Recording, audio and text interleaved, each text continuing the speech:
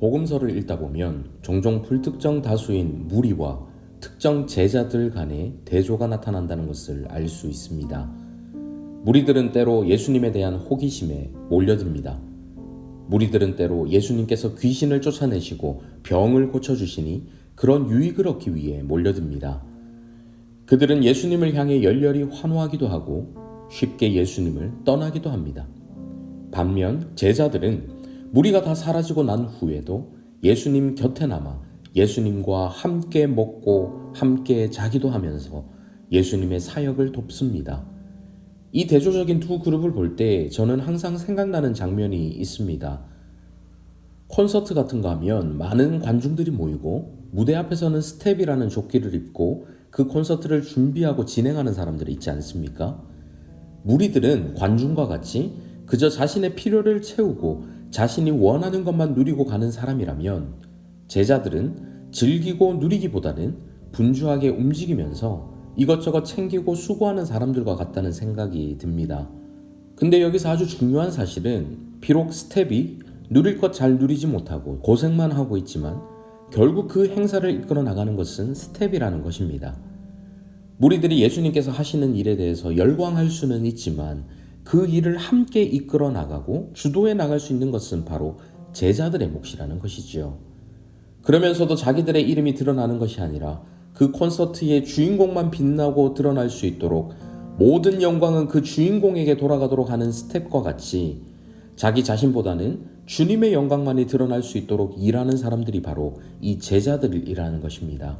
이러한 제자로 부르실 때 시몬이 보였던 특별한 반응들이 오늘 본문에서도 나오는데요.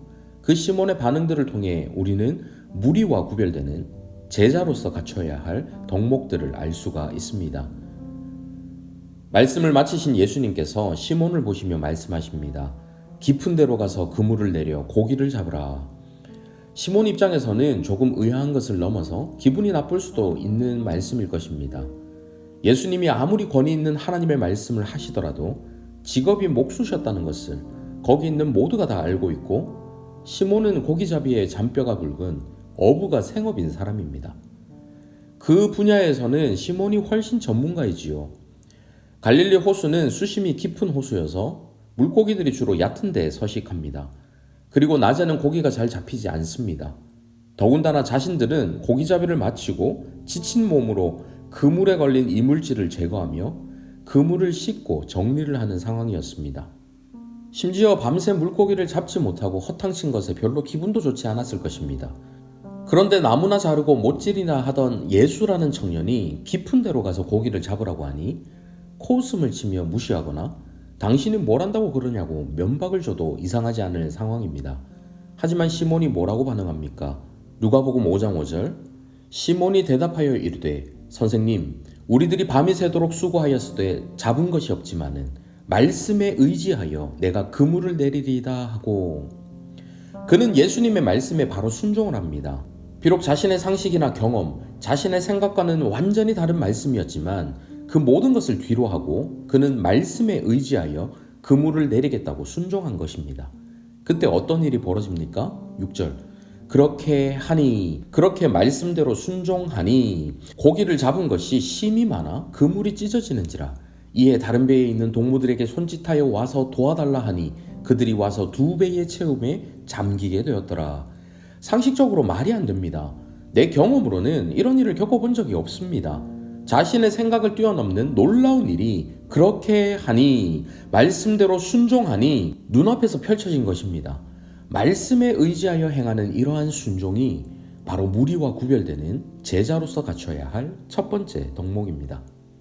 이 일을 겪고 난 시몬 베드로가 어떻게 행동합니까? 8절입니다.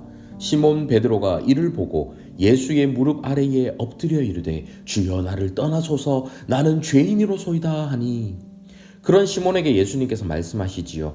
무서워하지 말라. 이제 후로는 네가 사람을 취하리라. 그러자 11절 그들이 배들을 육지에 대고 모든 것을 버려두고 예수를 따르니라. 예수님의 부르심을 듣고 그들이 곧 그물과 모든 것을 버려두고 예수님을 따르게 된 것입니다. 여기서 무리와 구별되는 제자로서 갖춰야 할 두 번째 덕목을 볼 수 있습니다. 바로 모든 것을 버려두고 따르는 것입니다. 그들은 물고기가 재산인 어부들입니다. 배와 그물이 그들의 생명과도 같은 것입니다. 그런데 물고기, 그물, 배, 그 모든 것을 버려두고 예수님을 따랐다는 것은 자신들에게 있는 전부를 버리고 따랐다는 것이지요. 그동안 가치 있게 여기던 것들에 이제 더 이상 가치를 부여하지 않습니다. 물고기 한 마리 더 잡아보겠다고 아웅다웅 살았던 그들이 2배에 가득 찬 물고기가 더 이상 눈에 들어오지 않습니다. 그 모든 것들을 버려두고 예수님을 따랐던 것입니다. 제자의 길은 내 것 움켜쥐고 따르기가 어려운 길입니다. 세상 것들에 대한 집착을 내려놓고 주님만을 따르는 삶, 그것이 바로 제자의 삶인 것이지요. 자, 그런데 문제가 있습니다. 우리는 예수님도 인격적으로 만났고 진정한 순종과 내려놓음으로 무리가 아닌 제자의 삶을 살고 싶어 합니다. 성경 속 베드로처럼 내 생각 내려놓고 말씀에 순종하며 모든 것을 버려두고 예수님을 따라야 한다는 것도 잘 알고 있고 때로는 그렇게 실천하며 살기도 합니다. 하지만 문제는 그 순종과 내려놓음이 결코 쉽지 않다는 것입니다. 작은 순종과 작은 내려놓음은 그리 어렵지 않을 수도 있겠지요. 하지만 내 상식과는 너무 맞지 않는 말씀을 순종하라고 하실 때 내가 내려놓아야 하는 것이 나에게 너무 큰 손해를 안겨줄 것 같은 생각이 들 때 그러한 결단과 실천을 스스로 한다는 것은 너무나도 큰 부담이고 어려운 문제입니다. 그래서 우리는 그런 삶을 실천한 베드로와 같은 성경의 인물들을 마주할 때면 그들이 그저 책 속에 갇힌 비현실적인 사람으로 생각하거나 나와는 완전히 다른 특별한 부류라고 여기기도 합니다. 아니면 순종하지 못하고 내려놓지 못한 나 자신에 대해 자책하며 그 말씀들에 얽매여 자유 없이 신앙생활을 이어가는 사람들도 많이 있을 것입니다. 이런 순종을 한 베드로가 아주 대단한 인물이고 우리가 이런 베드로를 본받아 그렇게 살아야 한다고 결론 지어진다면 그렇게 하지 못하는 우리는 그 말씀에서 복음을 찾을 수가 없습니다. 오히려 우리를 더 힘들게만 만들지요. 오늘 시몬 베드로가 그렇게 행동할 수 있었던 근원적인 힘이 어디서부터 나왔는지를 한번 살펴보기를 원합니다.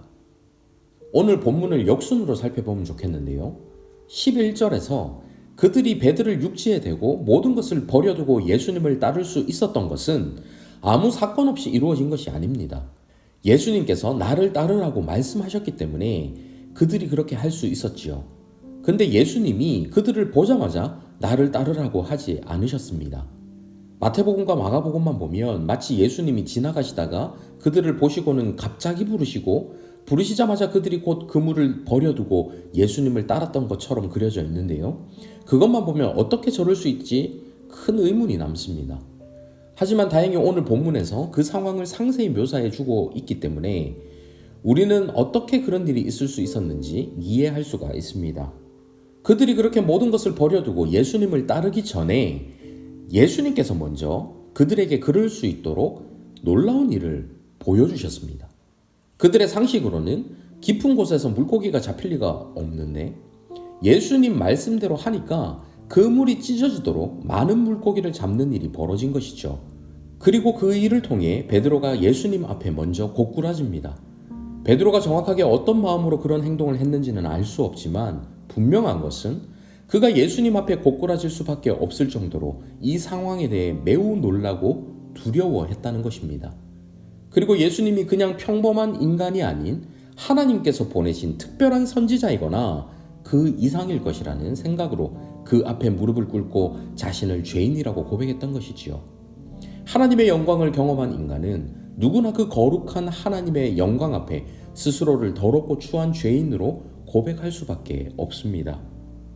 이런 일이 있기 전 깊은 데로 가서 그물을 던져 고기를 잡으라는 말씀에는 베드로가 어떻게 순종할 수 있었을까요? 지금 베드로가 처한 상황을 생각해 보십시오. 수많은 무리들이 보는 앞에서 예수님의 명령을 들었습니다. 예수님을 바라보던 많은 사람들의 시선이 일제히 베드로를 향합니다. 그 자리에서 어지간해서는 그 말씀에 불순종하기가 어려웠을 것입니다. 베드로의 순종을 폄하하는 것이 전혀 아니고요. 정황상 그 순종이 그리 어려운 순종이 아니라는 것입니다. 여러분 한번 상상해 보십시오. 어느 강연자가 많은 대중들 앞에서 강연을 하고 있는데 청중들이 다 그 강연을 좋아합니다. 그 강연자가 강연 중에 갑자기 어느 한 사람을 지목해서 일으켜 세운다면 그 사람이 일어날까요? 안 일어날까요? 거의 10중 8구는 그 자리에서 일어날 것입니다. 많은 사람들이 보는 앞에서 어색한 상황을 만들고 싶지 않은 것이 일반적인 사람들의 심리입니다. 따라서 베드로의 순종은 물론 대단한 것이긴 하지만 아예 불가능한 순종은 아니라는 것이지요. 더군다나 베드로는 이미 배 위에서 가르치시는 예수님의 가르침을 바로 곁에서 들었습니다. 그 말씀의 권위를 생생하게 경험했습니다. 그런 후에 주어진 말씀이기 때문에 순종하는 것이 그리 어렵지 않았을 것입니다. 자, 그러면 이 모든 일이 있기 전에는 무슨 일이 있었습니까? 누가복음 5장 3절입니다. 예수께서 한 배에 오르시니 그 배는 시몬의 배라. 육지에서 조금 떼기를 청하시고 앉으사 배에서 무리를 가르치시더니. 예수님께서 한 배에 오르시는데 그 배는 시몬의 배였습니다. 우연이었을까요? 예수님께서 두 배 중에 아무 배나 그냥 잡아 타셨는데 마침 시몬이 그 배 주인이었고 그가 그냥 거기 있었으니 시몬에게 나를 따르라 내가 너를 사람을 낚는 어부가 되게 하리라 하셨을까요? 한참 후에 예수님에 대해 주는 그리스도시요 살아계신 하나님의 아들이시니이다 고백하는 시몬 베드로에게 예수님께서 뭐라고 말씀하십니까? 마태복음 16장 18절 이하 또 내가 내게 이르노니 너는 베드로라 내가 이 반석 위에 내 교회를 세우리니 음부의 권세가 이기지 못하리라. 내가 천국 열쇠를 내게 주리니 내가 땅에서 무엇이든지 매면 하늘에서도 매일 것이요 내가 땅에서 무엇이든지 풀면 하늘에서도 풀리리라 하시고 영원전부터 이 땅에 교회를 세우려는 계획을 가지셨던 주님께서 이날 우연히 올라탄 배 위에서 우연히 만난 베드로에게 나를 따르라 하시고 이후 그의 신앙 고백 위에 교회를 세우시겠다고 하셨을까요? 아닙니다. 하나님의 아들 예수 그리스도 천지가 만들어졌던 태초부터 아니요 영원 전부터 계셨던 우리 주님은 이미 베드로가 나기 전부터 그를 아셨고 그를 제자로 택하셨습니다. 베드로가 그물과 모든 것을 버려두고 예수님을 따를 수 있었던 것은 베드로가 말씀에 순종하여 그물을 내릴 수 있었던 것은 그의 선택과 결단과 실천이 아닙니다. 베드로라는 한 사람의 개인적인 능력이 아닙니다.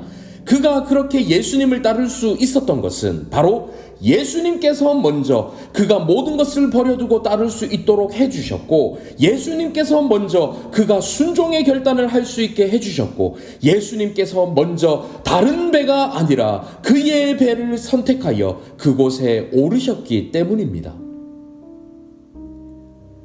성경에 나오는 베드로의 모습을 보십시오. 그의 뛰어남보다는 실수하고 실패하는 장면들이 훨씬 더 많이 나옵니다. 그는 우리와 같이 지극히 평범하고 지극히 연약한 자였습니다.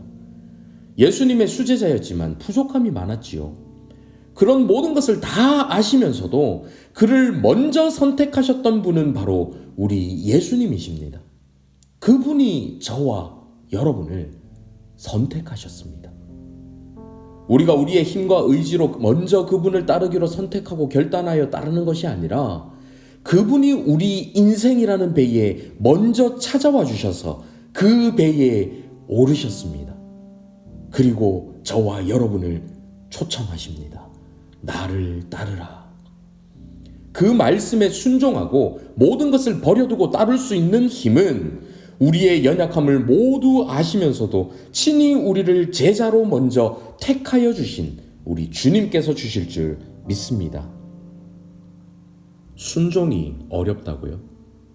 모든 것을 버려두고 주님을 따르는 것이 어려우시다고요? 내 안에서 그 능력을 찾으려 하면 당연히 어려울 수밖에 없습니다. 우리가 우리 힘으로 순종할 수 있고 우리 의지로 모든 것을 내려놓을 수 있다고 기대하는 것은 우리 자신을 지나치게 과대평가하는 것입니다. 또한 순종하지도 못할 명령들을 잔뜩 내리시고는 어디 지키나 안 지키나 보자. 우리 주님은 그런 분이 아니십니다. 우리와 같이 연약한 육체로 이 땅에 오신 우리 주님은 우리의 모든 연약함을 너무나도 잘 아시는 분이십니다. 어떻게든 주님 뜻대로 살아보겠다고 몸부림치는 우리를 바라보시며 왜 그것도 못하냐고 탓하시는 것이 아니라 우리가 제자의 길을 갈 수 있도록 곁에서 도우시고 힘주시고 격려해 주시는 분이 바로 우리 주님이시라는 것을 기억하시기 바랍니다. 우리는 모든 것을 버려두고 예수를 따르니라 라는 말씀 앞에 스스로를 옥죄합니다. 그래, 나는 버려야 해. 주님의 뜻을 따르려면 내 욕심을 버리고 불순종의 죄를 짓지 않도록 올바른 선택과 굳건한 결단을 해야 해. 그 생각에 스스로를 얼마나 가두고 학대하는지 모릅니다. 아주 틀린 말은 아니지요. 바른 선택을 해야 하고 굳건한 결단이 우리의 행동과 삶을 바꾸기도 합니다. 하지만 그 전에 명심해야 할 것은 그 선택과 결단이 내 지성, 내 의지, 내 능력만으로 해야 하는 것이 아니라는 것입니다. 아니요, 오히려 그 선택과 결단은 내가 하는 것이 아닙니다. 우리 주님이 먼저 선택하시고 주님이 먼저 결단하셨습니다. 그리고 우리가 그분을 따를 수 있도록 힘을 주십니다.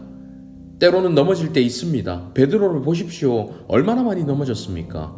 하지만 예수님께서 그렇다고 베드로를 버리지 않으십니다.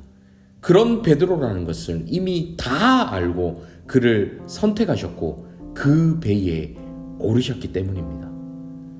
저와 여러분이 비록 약해서 부족해서 때로는 잘못된 선택을 할 수도 있고 때로는 넘어질 때도 있습니다.